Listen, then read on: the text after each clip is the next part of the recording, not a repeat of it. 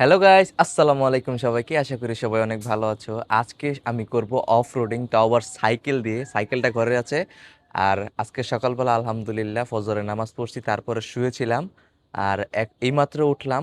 ওইটা তারপর মন চাইতেছে হঠাৎ করে অফ রোডিং করার জন্য। তো দেখো আজকে কই কই যাই, দেখি আমিও দেখি আজকে, মানে আমি ঠিক করিনি আজকে কই যাব। তবে রাস্তায় বাড়িয়া যেদিকে মন চাইবো আমি ওইদিকে যাবো।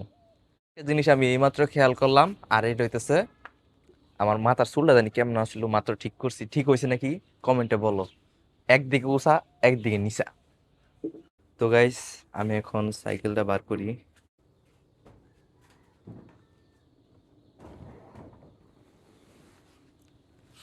আহ এই যে। তো গাইস দেখো, আমি সাইকেলটা বার করছি। আর আমার ক্যামেরা ধরছে মাইশা। আর মাইশা সকাল সকাল ওইটা কি করতেছস? সকাল সকাল ওইটা চুল আছে, আজকে স্কুল আছে? স্কুল নাই? তো আমি একটু ঘুরে আই। বিসমিল্লাহ।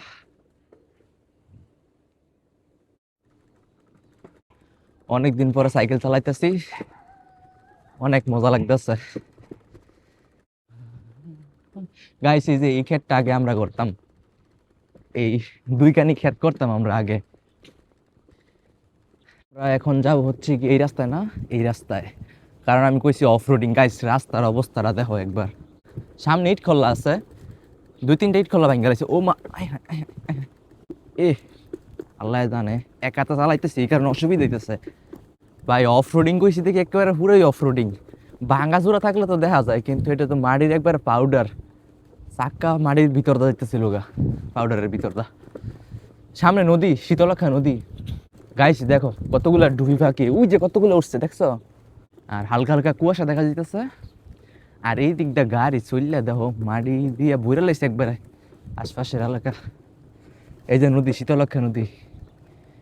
আগে এই ঘাটের মধ্যে আইসে এসে মাঝে মাঝে গোসল করতাম। এই যে এইখানে একটা ইটের ভাটা ছিল, ভাঙ্গা লাইছে। পিছনে একটা ইটের ভাটা ছিল। আর এই যে এই ইটের ভাটাটা কয়দিন আগে ভাঙছে। এদিকের কিছু কিছু ভিডিও আছে আমার ইউটিউব চ্যানেলের মধ্যে, চাইলে দেখতে পারো। আর একবার আমি আসছিলাম, পরে অনেক তুফান, অনেক ঝড় বৃষ্টি হয়েছে। তখন আমি ব্লগ করতে আসছিলাম আর কি, ব্লগ করছিও এবং ইউটিউবও ছাড়ছি আমার চ্যানেলের মধ্যে। আর এটার মধ্যে আমার যতগুলো লং ভিডিও আছে, সর্বোচ্চ ভিউ হয়েছে এই ভিডিওটা। এখনো সর্বোচ্চ ভিডিও। এখন আমার সর্বোচ্চ ভিডিও কত হইতে পারে এটা তো তোমরা জানোই। তো আমি দিয়ে দিব, চেক করো। আমাদেরকে বলছিলাম না, আমি একবার এই জায়গায় ব্লগিং করতে আইসা প্রথম প্রথম, মানে অনেক তুফান ঝড় বৃষ্টি হয়েছে, তারপর কিন্তু আমি এক জায়গায় আশ্রয় নিছি। আর এই যে দেখতাছো, এখানে কিন্তু একটা মানে একটা ঘর আছিল, পাকা ঘর। আর আমি তখন এইখানে আশ্রয় নিছিলাম। দেখো এখন নাইগা। ওই যে ইটের ভাটা ছিল, ইটের ভাটাগুলো সব ভাঙ্গা লাইছে। এই কারণে এটাও ভাঙ্গা লাইছে। আর এইদিকে কলা ক্ষেত করছে। আগে এইখানে ইট মিটিয়া করতো। ওই ওই যে সামনে এখনো মাঠ আছে। আর এইদিকে কোপায় কলা ক্ষেত করে লাইছে। কয়দিন আসি নাই, কয়দিনের মধ্যে যে কি হয়ে গেছে নিজেও কইতে পারি না। আজকে প্রায় অনেক দিন পরে আসছি। আর কথা হইতেছে গিয়া, তখন তো ছিল বর্ষাকাল, এখন তো শীতকালও প্রায় শেষ। আলা বুঝো কয়দিন আসি নাই। গাইস, নদীর পানি এত স্বচ্ছ, মানে এতদিন পর্যন্ত ঘোলা ছিল, আজকে অনেকটা স্বচ্ছ। মনে হইতেছে এখনই ঝাঁপ দিয়ে এখানে নাইমা পড়ি। কিন্তু অনেক কাদা, নিচে অনেক কাদা।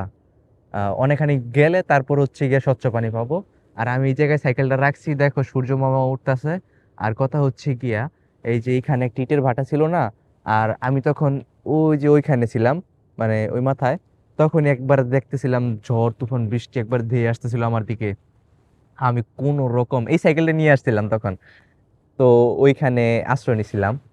আর দেখো কি থেকে কি হয়ে গেল। আর এই নদীতে আমি যেই মাছ ধরতাম, আমি আমার ফাহাদ ভাই অনেক মাছ ধরছি এই নদী থেকে।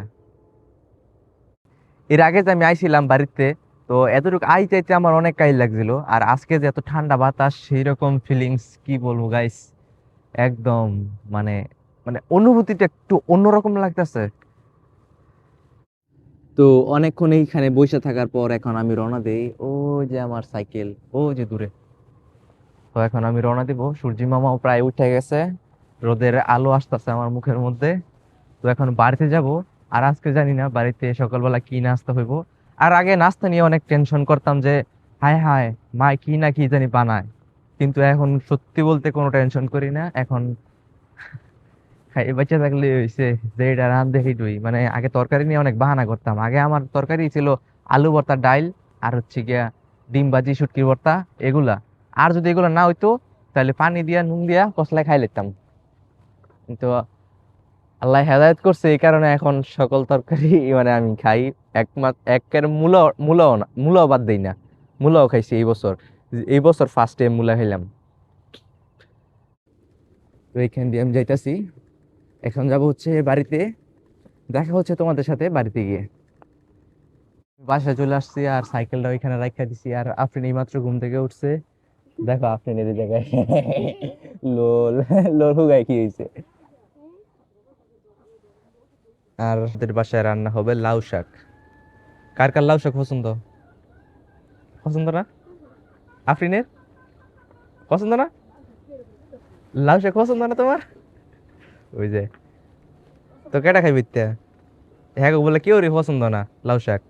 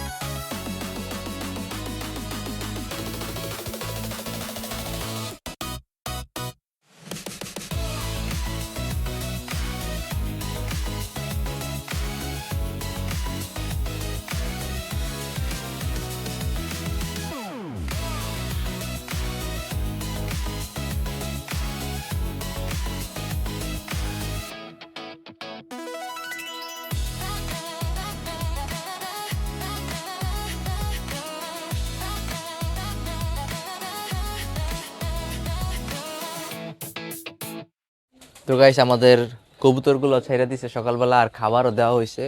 আর কয়টা বাচ্চা জানি হয়েছে, বাচ্চার আওয়াজ পাওয়া যাইতেছে। কোনটা জানি বাচ্চা হয়েছে আব্বা? উফে মাদারটা মনে হয় খাওয়াইতেছে, আর এটা ডিম লিয়ে বইছে। তো হাঁসগুলো এখন ছাড়বো, সবাই দেখো। দেখো কি ব্যারিকেড দিয়ে রাখি আমরা, প্রথমে টিন দেই, তারপর তো সিগার নেটের বেড়া আসুই, কারণ যেই শিয়াল আমগো দিকে।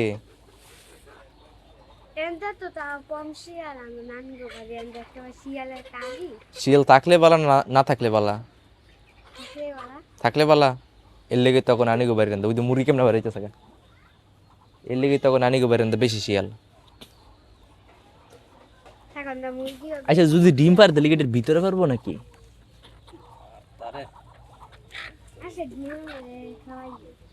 তুই আর কইছে আস্তাতে তুই আসিস সস্তা, তোর আবার খামু ডিম। খাওয়ানোর সময় সবার আগে আগে থাকস বাসন লইয়া।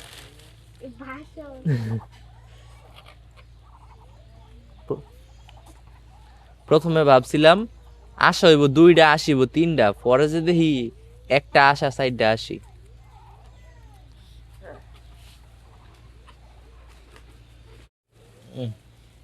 জেলখানার থেকে মুক্তি পাইছে সবটি, দেখো না কেমনে ডানা চাপটাইতেছে।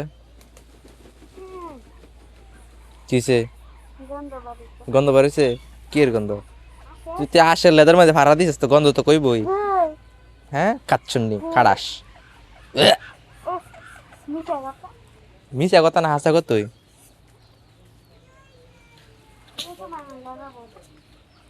আসো দেখি আজকে মা কি কি রান্না করছে।